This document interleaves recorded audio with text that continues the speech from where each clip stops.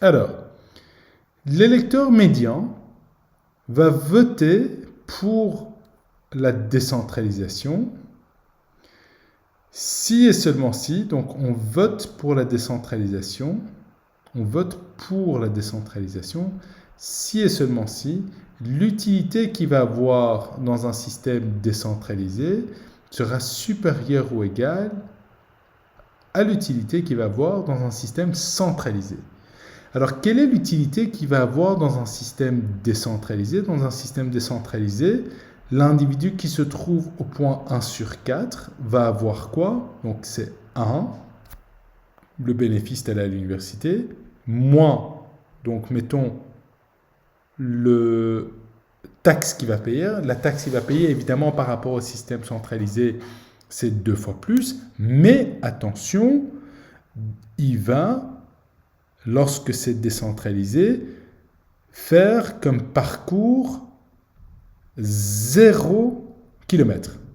Ou alors, idéologiquement, l'université va se trouver juste au point où lui considère que l'université idéale doit être. Doit être. Okay, et donc, ceci va être supérieur et égal à quoi? Donc, un système centralisé qui est 1, évidemment, il va être biaisé. Pourquoi? Parce que cette fois-ci, il devra parcourir, s'il est loin de l'université, il doit faire une distance de 1 moins 2 moins 1 sur 4. Ou alors, idéologiquement, si l'université se trouve au point 1 sur 2, évidemment, il va souffrir un tout petit peu. Pourquoi? Parce que lui, il aurait voulu avoir un enseignement qui était plus proche de lui, mais malheureusement, avec un système centralisé, il devra écouter des théories centralisées qui ne lui conviennent pas forcément trop. Attention, par contre, l'avantage par rapport au système décentralisé, c'est qu'il va devoir payer moins de taxes. Alors, lorsqu'on résout ceci, on obtient quoi? On a 1 moins 2c, parce que la distance ici est égale à 0, doit être supérieure ou égale à 1 moins la distance entre donc 1 sur 2 moins 1 sur 4, c'est quoi? C'est 1 sur 4, d'accord? Donc je vais mettre alpha divisé par 4, moins c. Alors, comment est-ce qu'on peut résoudre ce problème? 1 et 1 disparaît, je mets 2c de l'autre côté, donc j'obtiens supérieur ou égal à alpha sur 4, je le remets dans ce sens-là, je le remets de l'autre côté de l'inégalité, j'obtiens alpha sur 4, je mets 2c de l'autre côté, donc je vais avoir plus 2c moins c, d'accord? Donc plus 2c moins c va me donner quoi? Va me donner c. Et donc, la condition avec la vote à la majorité simple, c'est quoi? On voit que c'est alpha sur 4 doit être supérieur ou égal à c. Donc, en démocratie, nous allons décentraliser lorsque le coût de décentraliser est plus faible que alpha sur 4. Alors, vous vous rappelez ce qu'on avait avant? Avant, nous avions alpha sur 8. Et maintenant, la condition que j'ai avec la vote à la majorité, c'est alpha sur 4. Ça veut dire quoi tout ça? C'est tout simplement en train de nous dire que avec la vote à la majorité, la condition de décentraliser, c'est alpha sur 4, et la condition efficace d'avoir décentralisé, c'était quoi? C'était alpha sur 8. Donc, on est en train de dire quoi? On est en train de dire que nous avons une décentralisation excessive. Donc, si je mets le coût ici sur cet axe-ci, et si je dénote donc alpha sur 8 ici au point que je suis en train de tracer, alpha sur 4 forcément va être plus grand. D'accord? Alpha sur 4 est plus grand qu'alpha sur 8. Donc la décentralisation est en train de nous dire quoi? La décentralisation est efficace lorsque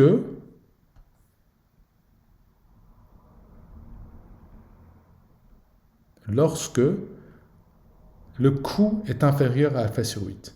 Mais la décentralisation est en train de nous dire quoi? Pour tout un rang, toute une fourchette qui est donnée par la différence entre alpha sur 4 et alpha sur 8, nous décentralisons.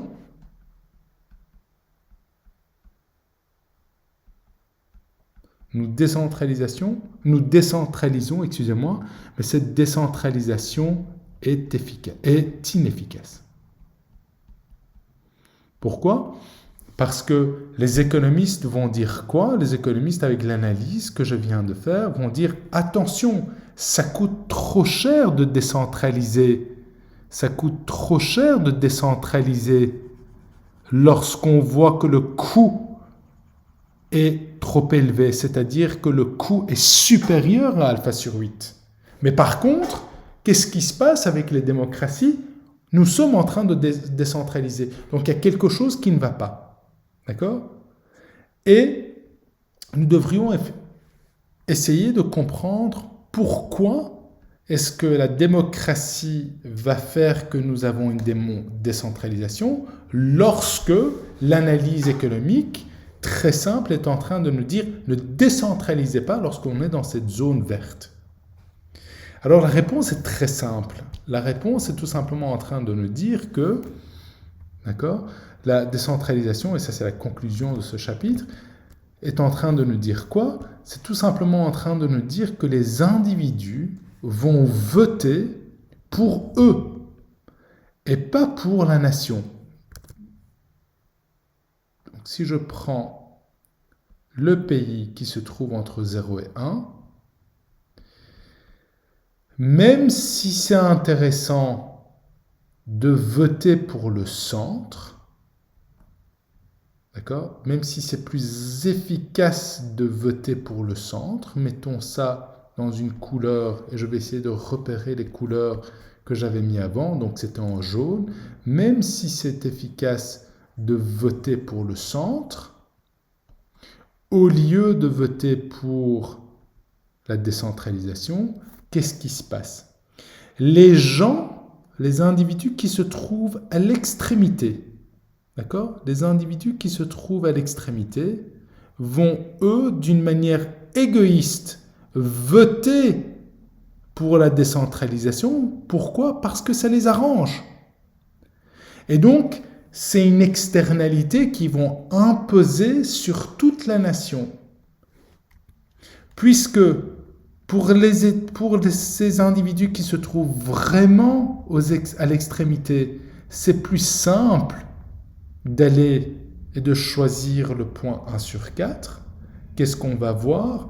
On va voir qu'on aura un échec de marché en quelque sorte, parce que ces individus-là ne vont pas voter pour le centre, ils vont penser qu'à eux-mêmes et ils vont voter pour la décentralisation. Donc on n'arrive pas dans une démocratie, puisque chacun vote pour soi, à prendre la décision efficace. Et ceci est valable partout. On peut le voir en Brexit. Pour le Brexit, qu'est-ce qui s'est passé?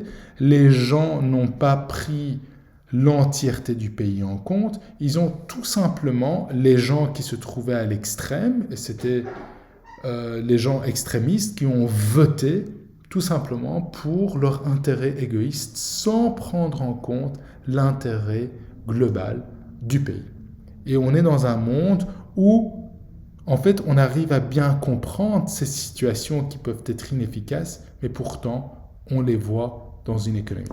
D'accord? Donc ça, c'est le résultat de la démocratie. La démocratie n'arrive pas toujours à arriver à prendre une situation qui est efficace et qui est Pareto optimale pour tout le monde.